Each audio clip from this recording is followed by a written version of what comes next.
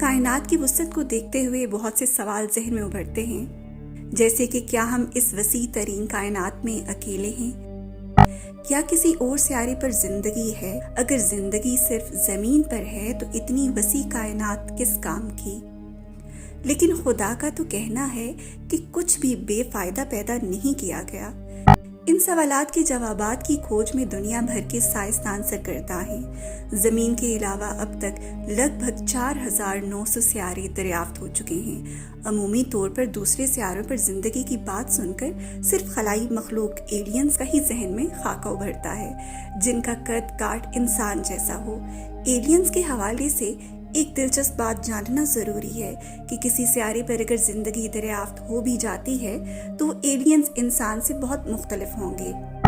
اس کی وجہ کشش ثقل یعنی گریوٹی ہے۔ اس زمین پر بسنے والی ہر جاندار کے جسم کی ساخت، قد، اعضاء سب گریوٹی کے لحاظ سے ایڈجسٹڈ ہیں۔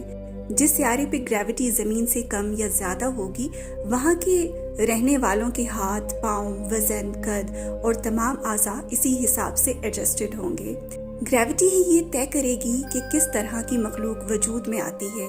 یہی وجہ ہے کہ ہالی ووڈ کی فلموں اور بچوں کے کارٹونز میں ایلینز کی شکلیں اور ساخت بہت عجیب و غریب دکھائی جاتی ہیں۔ لیکن دوسرے سیاروں پر زندگی کی کھوج کرتے وقت سائنسدان اصل میں لفظ زندگی سے کیا مراد لیتے ہیں؟ دوسرے سیاروں پر زندگی سے مراد صرف انسان جیسی مخلوق نہیں، بلکہ کوئی چھوٹے سے چھوٹا پودا بھی ہو سکتا ہے۔ کسی انسان نما مخلوق، جانور، درخت یا کسی حشرات الارض کا مل جانا تو کسی معجزے سے کم نہیں ہوگا۔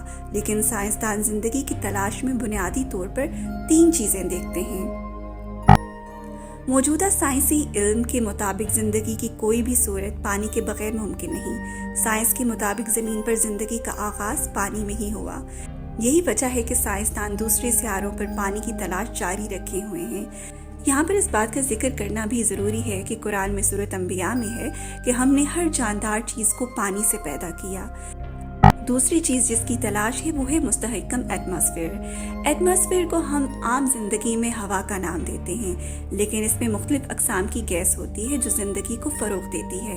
ہمارے پلانٹ ارتھ کے ایٹماسفیئر میں 78% نائٹروجن، 21% آکسیجن اور 1% باقی گیسز ہیں، جیسے کاربن ڈائی آکسائڈ، آرگون وغیرہ۔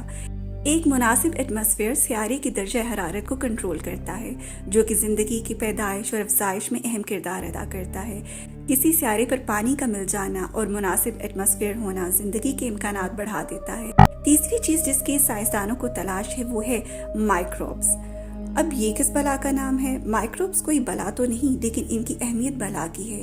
اگر یہ نہ ہوتے تو زمین پر نہ انسان ہوتے، نہ جانور اور نہ ہی کوئی درخت۔ یہ وہ آرگنزمز ہیں جو آپ صرف مائکروسکوپ میں ہی دیکھ سکتے ہیں۔